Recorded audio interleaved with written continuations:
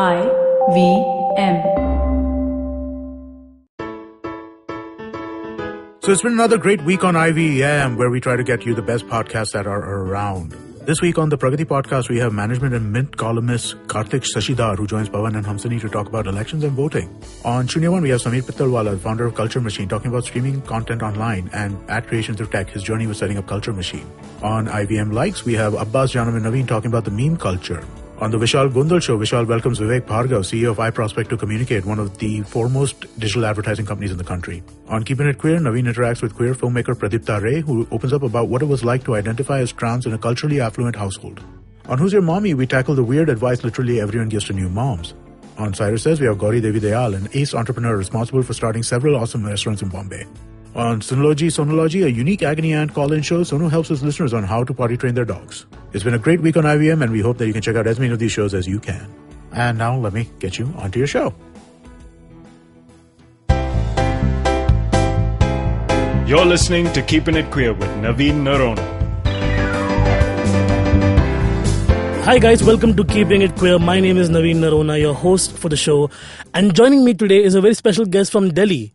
We have Danish Sheikh. Say hi, Danish. Hi, hello. Danish is the playwright for the play Contempt, and it's a play about Section 377 and a procedural court hearing that happened during that time. So telling us more about the play is obviously Danish. Tell us more about what should we expect from the play in general. Hi, Naveen. So, to give you context, to give you background, in 2013, the Supreme Court of India passed a judgment.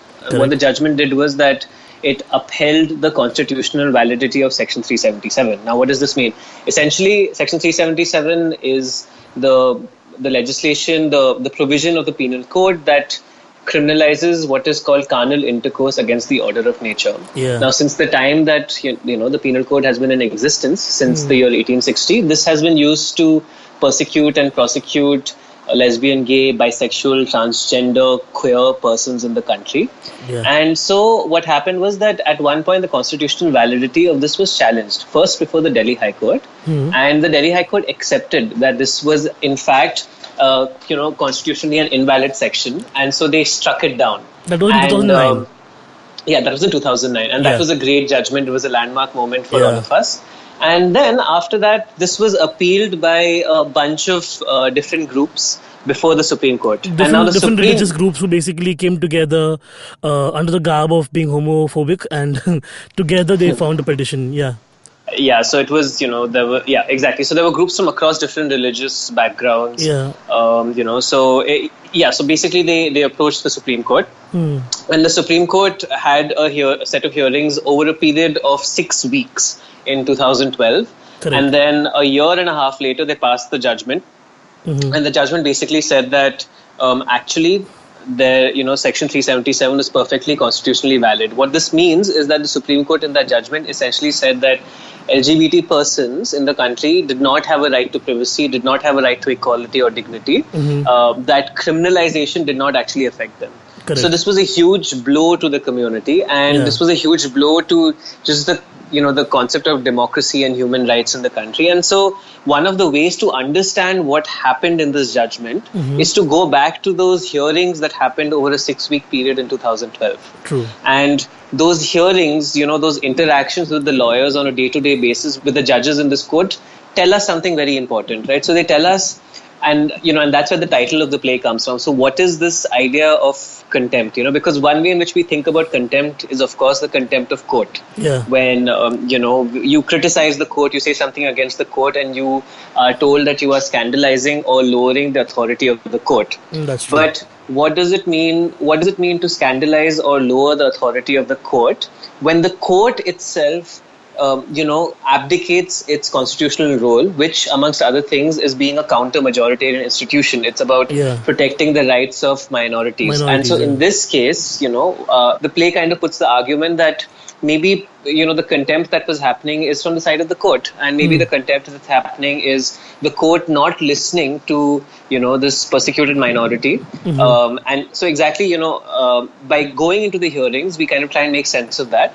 But it also does one other thing. So the way that the law works, the way that it's structured, when you approach the court, you have to approach it in a certain voice. That's the language of the law. Correct. And the language of the law is very formal.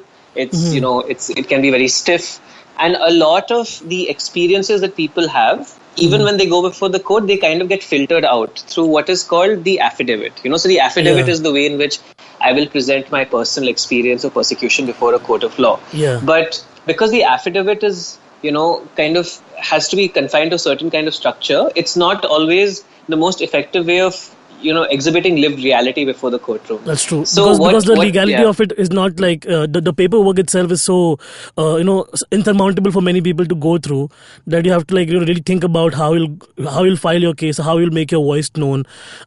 Surprisingly, no one's screaming Tariq pe Tariq in courts. Let's just go with that. So the language of absolutely. courts. Yeah, absolutely. And so one of the things that this play does then is it imagines what would happen if you, as a queer person, were just able to just kind of completely speak without any kind of restrictions in a court. So, it juxtaposes the courtroom hearings with the lived testimonies of queer persons in the country. Yeah. And, it kind of just imagines what would happen. Because it boils down to the execution of the case or more like the legal jargon, right? The lawyers use so many words and so many different definitions that we don't know as queer people. So right. Even understanding how it goes around, when you say a whole bunch of people have filed collective petitions, we try to understand what does that mean, how people from different segments of the country have come together against Section 377.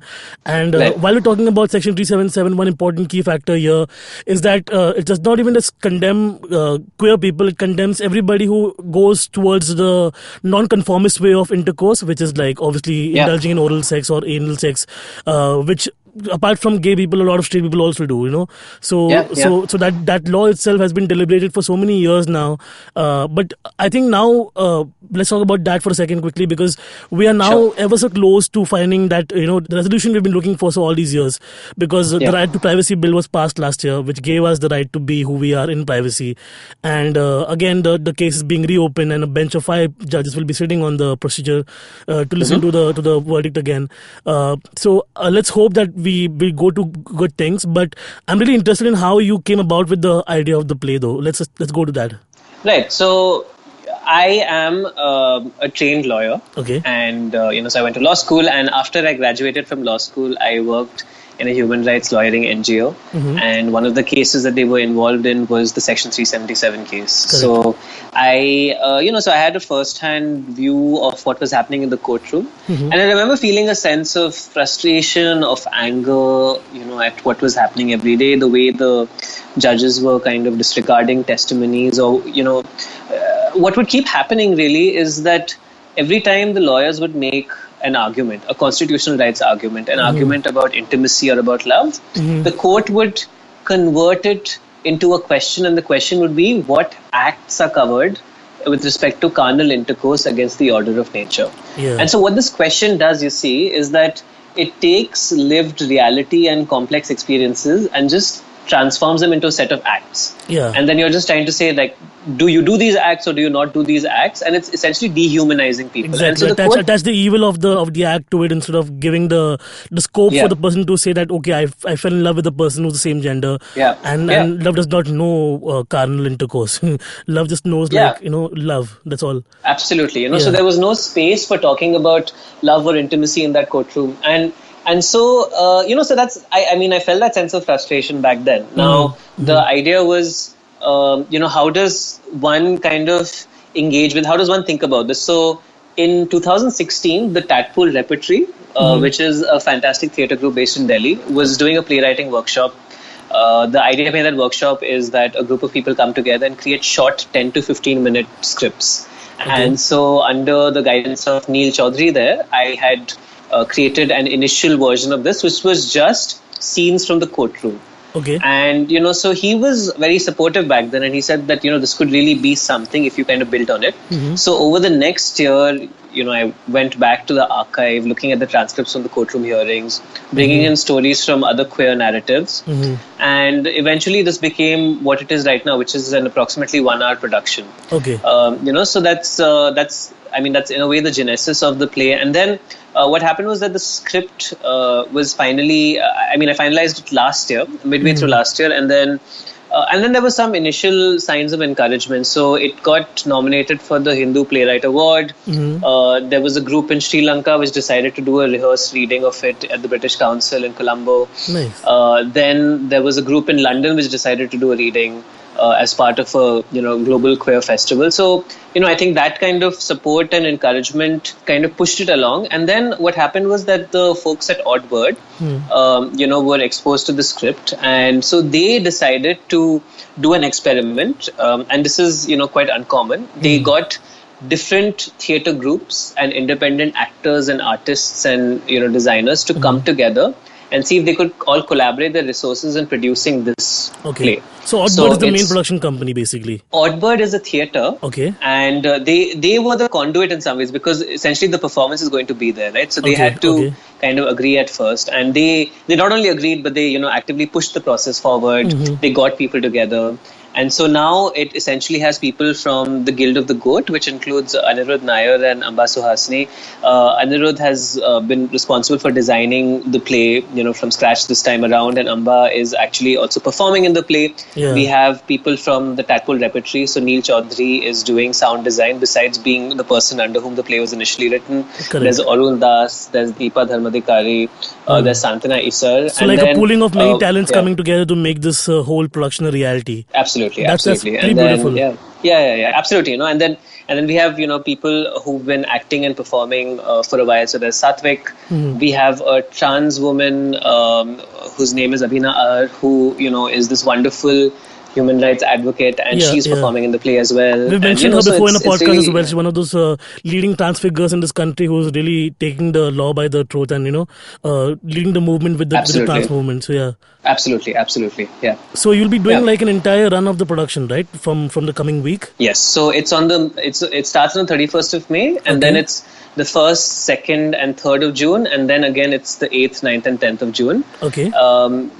And then so that's the current run as of now. Yeah. So when you start publicizing the show, did you face any difficulties while trying to get the crowds to the show in general, or was it like easy to get the voice across? Surprisingly not, so people have been very supportive, both in readings of the play that we've done. So there have been smaller performances that have happened, but nothing on this scale. But in all those instances, whenever we've had conversations around it, people have been very encouraging, because I think, this is what's interesting, right? What the Supreme Court didn't necessarily reflect general public sentiment. So I'm not saying that this is a country that is comfortable about homosexuality, not at all. But I do think that a lot of people in this country don't think that it should be a criminal offense. They might have a moral problem with it. They might think that it is something that should be, undercover or whatever. But what the Supreme Court has done is egregious, right? Because it said that essentially you as LGBTQ persons are second-class citizens under the law. You are unapprehended criminals, and you don't deserve this equal citizenship status. So I think that judgment inspires a lot of anger. And so this play kind of taps into that anger. And so when we do, so I think that's I think one reason why we haven't faced much resistance as such. But that's amazing to know, because when we talk about the 2009 to 2013 cast, the gap that we had for 4 years. For 4 years, finally, the queer population was like, now we can live freely, now we can talk about it.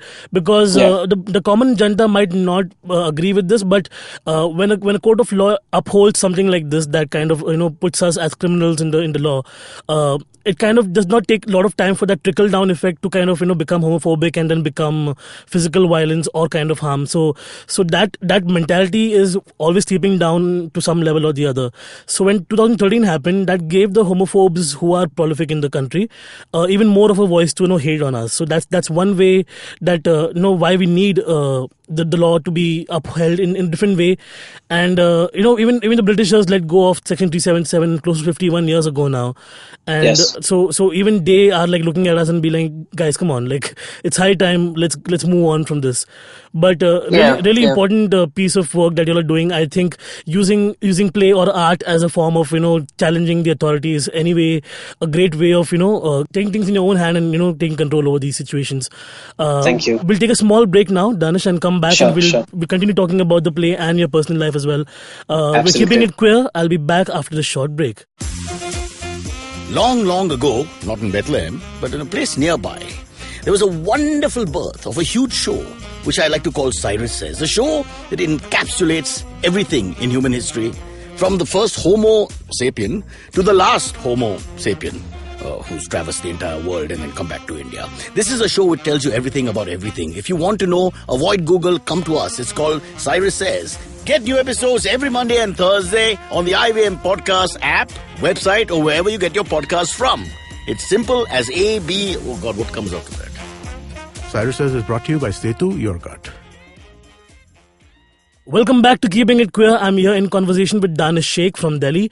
He is the writer behind the play Contempt, which is taking a look at what it was like back in 2013 when the court cases were being held for the hearing of the Section 377. So far, Danish, what's been the learning that you've acquired from the writing or from the overall experience? So, one thing that's really exciting about theatre as a process is that the script that you start writing is so different from what actually gets produced. True. And so that's been really interesting to kind of, watch. So initially, one of the ways that the play was conceived was that you had to have the voice of the law as this neutral, faceless figure.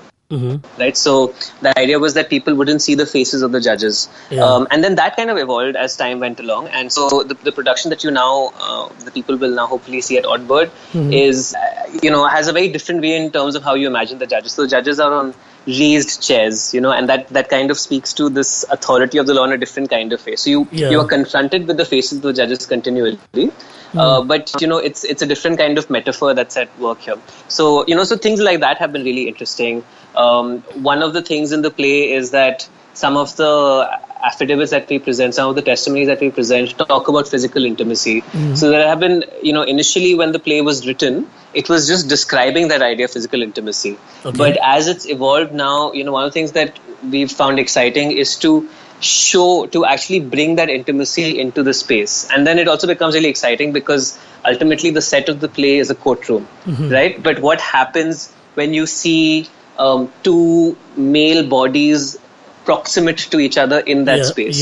So what kind of affect do you then generate? So those kinds of learnings have again been really interesting. I think what's always exciting for us is the conversations that tend to happen after the play. So people have lots of questions. They are firstly quite blown away by the fact that this play is actually based on the original transcripts of the Supreme Court, right? So they often find it hard to believe that the court could have said something like this in good conscience, because ultimately, we have a lot of faith in the judiciary. We don't trust the executive, we don't necessarily trust the legislature, but the judiciary is held in high esteem. So when people come watch this play, see what are the kinds of things the judges have said in a perfectly benign, benevolent way, there's something that happens, right? And that effect is really kind of exciting to then engage with. So that's definitely one kind of post-play conversation that I found really exciting. And then the other is, just conversations around the specific testimonies also. So whether it is, we have one story which is about a Hijra woman, who was raped and tortured. And again, it's a really brutal kind of testimony. It's a really horrific story. It was presented before the courtroom. And when you see the play, you'll see what the judge's reaction to that testimony was. But we also, kind of critique the way in which the testimony itself is recorded, because what the affidavit then does is it filters this complex experience into a certain specific set of acts, right? So how do you kind of break that open? How do you bring that complexity to this lived experience?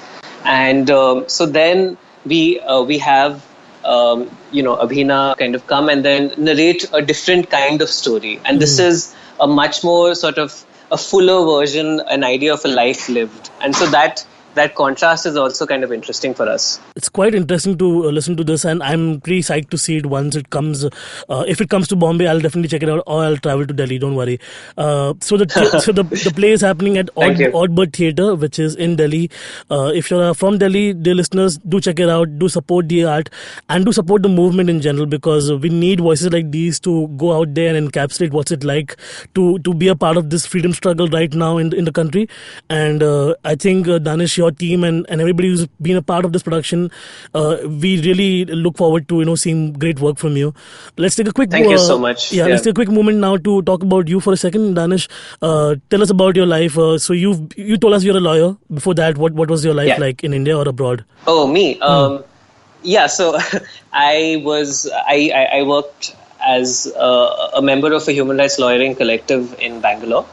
And, I graduated from law school in 2011, and then I joined. I was there for 5 years. In between, I went for a 9-month sabbatical to do my master's at the University of Michigan in the US, which was again on human rights law. And, that's an interesting space because so ALF, where I worked, besides being people who will, the litigation, they also were working on a range of other human rights issues. So they worked on labor rights, on gender, on environmental law, on caste violence. So basically, one of the things that helped was kind of making sense of how all these struggles are intersectional. So you can't just say that this person, for example, is being persecuted on the basis of religion, or this queer woman here is being persecuted just because her gender identity doesn't match what was assigned at birth. There are many things that kind of come together. Yeah. And so working in that space was really useful for me, at least, to kind of see those connections, right? So,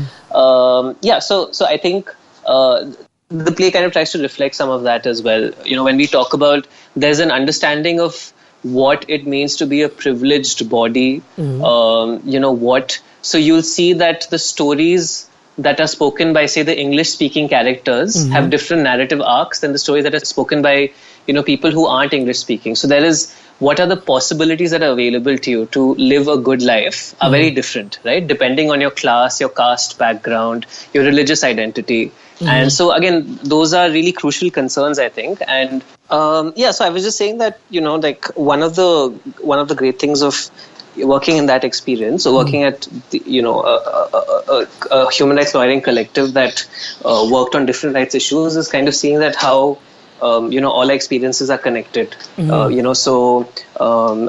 for example, that you aren't just persecuted on the basis of being a queer person, but there are other factors that kind of come together. So, for example, I might be a gay man, but I also come from a privileged class background, right? So then that changes the level of possibilities for me. So I can actually do something like engage in this production, get people to come and watch it, have my voice heard. That's not always a thing that's available if you belong to a different class or a caste background, right? That's true. And I think that's a really important point for me. And very important conversation that this is, because we have to address and check our privilege right now. I always keep saying that, we as gay and lesbian women have much better, we have a better society control, basically. We can go out and we can still not be persecuted as compared to a trans person who goes through much worse. And, the classism also hits you very badly. So all of these factors, we have to address them. We have to talk about this, because as a gay man, I cannot go around screaming for everybody. I can't talk about the entire LGBTQ spectrum, because that is not for me to do. I can only say my experiences are these and these. But here's someone else who struggled more than me, or has even realer problems than me. So 100%. So I think that's very important to bring it out. So I'm really glad that this play is not only channeling the grievances that we face, but also checks the important the important brackets in the community as well. Yeah, and exactly, that question of representation is very important to us. So one of the things about this production is that we have a trans woman who is played by a trans woman. We have a cast that includes people who identify as queer. So I think there's definitely that's been very important. The production team includes people who identify as queer. Everybody is very engaged and very sensitive to those issues. So I mean that's been important to us from the outset. Awesome. Thank you so much, Danish, for talking to us. It means a lot, and I think this play is one of its kind and needs to be watched by as many people, both straight and gay alike. to understand what the Section 377 stigma has created. So once again, Danish, where can we check the play out and what are the dates? All right. So you can catch the play at the Oddbird Theatre, which is in Chhatarpur. It's available from the dates May 31st, 1st, 2nd, 3rd of June. And then again from the 8th to 10th of June, except that our show on Saturday is sold out. The other shows are also selling out really quickly, so I would suggest you buy your tickets soon. Yes, please do it. And we'll be back again after some time, Danish, hopefully with better, like the feedback from the play, whatever we have collected. We'll talk about that.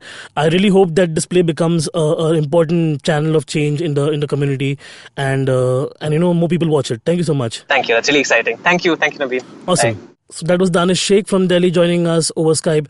And dear listeners, if you are in Delhi, I do urge you to go and check this play out because sometimes when we talk about the queer narrative in India, a lot of us are clueless about what actually went down back in 2013. So this play actually has transcripts from the entire conversation that happened in the court. I really hope that you do check it out. And if you have checked it out, do let me know how it is because I cannot travel to Delhi right now. We'll be back again after a small break with the Culture Vulture segment on Keeping It Queer. I'll see you on the other side. Don't go anywhere. The Keeping It Queer podcast will be back with the Culture Vulture segment featuring Farhad right after this break. Tired of the shrill madness of primetime television? Can't make sense of your morning newspaper anymore? Then take a break to delve into some real conversations about policy, politics and economics. Join me, Pavan Srinath. And me, Hamsini Hariharan. As we analyze news and views from India and the world and talk to experts on a wide range of issues on the Pragati podcast. Episodes out every fortnight. You can find us on the IVM podcast app or wherever else you get your podcasts from. All right, welcome back to Keeping It Queer. We are here with the Culture Vulture segment on the show. I'm speaking much... You're speaking much? Enunciatingly, is that a word? Miscorrect. Miscorrect way. Farhad and I were just Nobody talking, else will get that joke. Yeah, we were talking off record about like how something is miscorrect. As I said, like something was not right, but I said miscorrect while saying it was not right. What's the right word? Incorrect. Okay. Yeah. I was just like, you're spacing on the word overall. No, so the irony of it is that I can't say words right when I need them. And yet I am on a podcast talking words out of my mouth. What's happening? Nothing much, you tell me. Any new followers after I got one. Your appearance on IVM Likes? Yeah, one person was like, hey, I just want to let you know you have a very cute voice. And I was like... That you do. I do. I've been telling it to like all my listeners who are like the regular listeners. Sometimes they finish the interview, the guest part, and they check out. I'm like, no, wait for the Farhad part, man. He's like the icing on the cake. I have a put-on voice, actually. I do a put-on voice. What's a real voice? Aaj parda fash hoi jaye. No, as in even... It's not a put-on voice, but if I have to send voice notes to someone or if I have to talk to someone who I want to impress, I make sure the call is just after I wake up. In the morning. It's like a little very heavy... that is even more I don't know put-on. if I can do it right now, but like, it's a little... Yeah. Not like the turtle from Finding Nemo. Hey, man. Hey, man. Cool. I can do that very well. Yeah. What's up, so man? what? Nothing. What? What do you want to talk about? Tell me about the follower. Well, he just said, I have a great voice and he's been listening to a lot of after IVM Likes, he's been listening to all the other episodes. And I was like, thanks. I get super conscious when someone compliments me. But tell him about Keeping It Queer. Don't tell him just like... Yeah, I told him about Keeping It Queer, obviously. Awesome. Hugs. Yeah. Hugs and kisses. Because that's where I am. That's where you are. Unless you get me on IVM Likes as a regular. Do you really want to? There's no money anywhere. I know that. I got that. Cool. So, what do you have for us today? What do I have? Before a recommendation, let's talk about some shit. Like, yeah, man. What? Sexting. Yeah? Sexting, love it. What do you feel about sexting? All up for it. Do you? When I have, like, basically, it's in the night time when I have, like, I'm winding down, I need that kind of space. I can't just do it anywhere at any point because I'm usually, like, up on my toes doing all kinds of stuff. That's me. Yeah. I can do it anywhere. In fact, that's the fun of it. Like, yeah. For me. But then again, it's died down. I don't know if you know this. I used to be quite a heavy exhibitionist. Not very long ago. It was just on the curve of when Snapchat was new. Suddenly, like, there was oh my God, there's a way to send a dick pic without that person ever having my dick pic. Yeah. So I started sexting a lot, like office bathrooms, terraces, in cabs. Not even kidding about that. Yeah. And so it all started with Snapchat. I used to sext a lot when Snapchat was new. And I don't know, for me it was, sexting wasn't about the other person or letting someone else know or the thrill of sexting. It was just, I started accepting my body way more when I started sexting. Correct. Like, I don't know why. It was just maybe I always said, my chest is a little booby and my stomach is a little stomachy.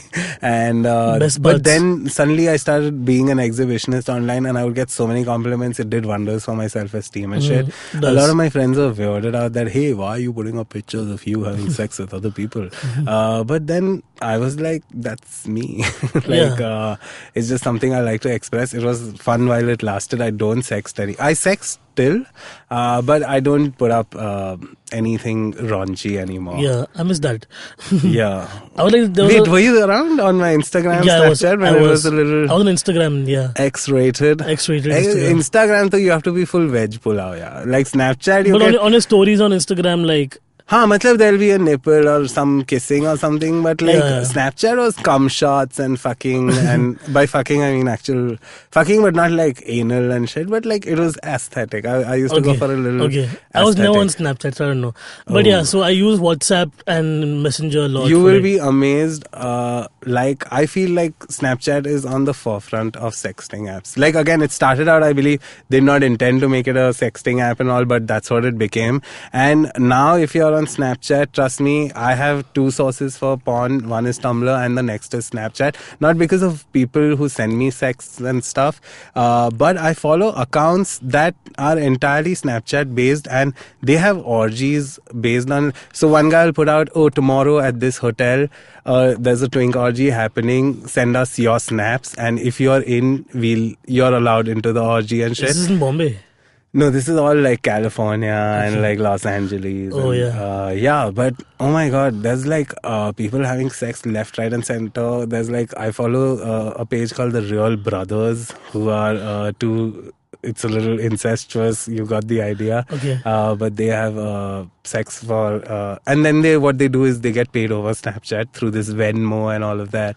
So sexting is big business. They made an entire industry out of that whole thing. Yeah, sexting is huge business now. Yeah, and I see people attempting so much on Instagram. Even Instagram has your disappears picture, the picture disappears or the video disappears and all now. Yeah. I see people trying hard, but Instagram is too vegetarian for this sort of shit. No, but on like the Instagram story, not the story part, like the direct messaging part, you can just like record videos and take photos. And then, but I don't use that for that purpose anyways. So what do you use for sexting? Like, are you good old Skype? Like? Good old Skype, WhatsApp, as I said. Like, WhatsApp is very trusty in that regard. Like voice call. I find it damn frustrating. No, I use words very... Wi-Fi chale gaya, so you have to suddenly stop jerking off and then... No, none of that shit for me. I use words very proficiently. So I've always managed to like knock the socks off some people. Purely by using phrasing. So you type and I'm a typer, yeah. Okay. And I mean sexting means like dick pics, here's my asshole, that too, that when it elevates basically now in this modern time, and it's much easier to just like send a penis and get that point across. So that's and one of the main reasons I talk about this in therapy a lot is I keep telling my shrink how, like, you know, before there used to be some thrill of or a chase involved, but nowadays I find someone cute on Instagram, I find out his Facebook, he adds me on Snapchat by afternoon, and by evening you get a dick pic, and then you're like, do I really want to... It's not like I just wonder if I want to meet the person at all, because there's no charm left. Like, but like, you know what my point is? I miss the penis being a surprise. Exactly, you know? Exactly. Like, how many penis can you look at one point and go like, oh, they all look the same at this point? Like, you know, they don't. No two penises are the same. They're not, but like the structure of it all and everything. Like, you basically get tired of it. You get the point. Yeah. Or the tip of it all. So what else? Nothing much. In fact, since you're talking about sexting, I have a great documentary, which is not entirely sexting related. It's more of a political drama. Okay. But it's called Wiener.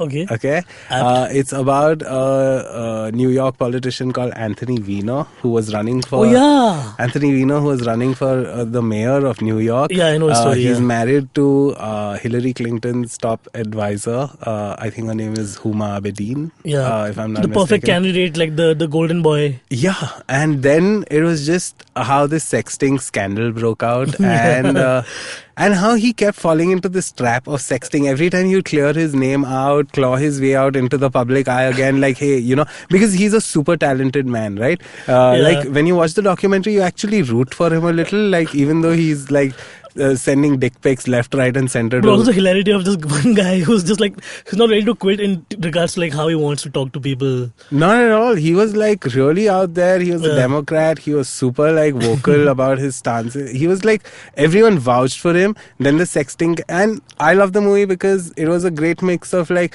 usually I hate political dramas, but this particular one I enjoyed because how like fucked up the media is, like what can happen to a person if the media hits you with like a blunt force trauma. And his need to like constantly keep falling for the same trap. I found that self-destructive. Like he's cleansing his own image at every turn, but it's going like worse for him. Not really. I felt like it was him being an incredibly talented, really intelligent man. But we all sometimes feel like we have a self-destructive trait. We have something like, even though we are greater than what we think we are, we just have this habit of self-sabotaging ourselves. I feel like that's where his sexting habit was, where he just couldn't help but send his dick. Like with me, how I can't stop sexting with my ex nowadays. Oh no. He's... Oh shit. Okay, we'll talk off the podcast. Yeah, it's an ongoing thing. We all know how ISIS. So all of that. So I understand what you're trying to like, because the movie also has a very dark undertone, but also humorous in its own way. I feel it's not like just like focused on the political part of it. The way the media is exposed, I feel like it's totally. But it's if you have to chuckle at the hilarity of it all, like the American media. I don't know. I just felt I constantly kept feeling bad for the guy because his family life is strained, right? Every time a scandal breaks out, every time someone comes. There was one part of the movie where he happened to send a dick pic where his not newborn, but like 4-year-old or 5-year-old son is in the background. So like again, you watch this and you are like, okay, this is really sad, but you also feel like, poor guy. Why can't he keep it in his pants? I'm sure there are people who'll watch this and be like, you know what, he got it. He should have seen it coming. This is what he deserved and all of that. But when I watched it, I just, for some odd reason, related because I'm a heavy sexter. And sometimes I question what sort of repercussions can happen. Especially if somebody finds our Google Photos. Not even Google Photos, but like, in the moment, I feel like it is consensual, my sexting with this other person. But maybe a year later, 2 years later, it could entirely be, it could blow up in your face in any way, you know. Even leave alone like pictures and all, but like, when you, like you said, you text messages and say sexual things to people, and sometimes even that can blow up in your face. And screenshots are the craze this season. God, man. I don't dread them. I follow, do you follow Gentlemen of India on Instagram? No. Okay, it's become this huge movement, and basically it's a page that just exposes guys who like creep into women's inboxes and send unsolicited dick pics, say things that they shouldn't be saying. Some of them are pretty horrific, like, really horrific. And Gentlemen of India exposes these pages, but somehow they keep getting banned all the time. Like, of course they do, because the language used in that. Not the guys. I'm saying the page keeps getting banned for exposing these people. Wow. So I don't know if it's Instagram's fault or whatever, but basically, I just feel like sexting is such a great territory. Right so the whole Wiener controversy, right? In Pakistan, like, there's an entire parallel story running through the entire show. With Paul Rudd? No, not with Paul Rudd. There's another senator on the board. Oh my God, who's a total perv. Yeah. He talks about his orgies and everything, like, and they keep showing like how after every scandal it gets even worse for him. They show him exactly like... In fact, I don't know if you remember the show Little Britain. No, I don't. Okay, Little Britain had these assorted skits. These really, two really funny guys. I'm drawing a blank on the name. One of my favorite shows back then. They used to have assorted skits, and one skit was a politician and his wife just standing in front of the press, and he gives this whole explanation about how he accidentally had sex with a guy in the bathroom. Like basically how politicians try to save their ass after an expose of such sorts and all. But then again, you need to watch Veena because you won't see that in Veena. You know, he owns up so many times to what he's done. There are so many times he's like, okay, maybe I have a problem, but that doesn't make me a bad person or a bad politician. I just like to whip it out once in a while. So it's just, it's also like if you send it accidentally to an underage girl or like, you know, that's when it gets really messy and shit. But these are people who like he was consensual with, and how the media totally took this expose and ran with it and tried to, and possibly ruined his career because now he's nobody, you know. So Veena, that's definitely a huge recommendation this week. Awesome. So thank you, Farhad, for an Welcome, enlightening conversation. I think we have purged some of our insecurities, but like I'll talk to the shrink about all of the sex to me at the curator, the THEQR8R on Instagram. Yes, now taking applications for Farhad Karkaria. My name is Navin. I'll see you next week. Bye.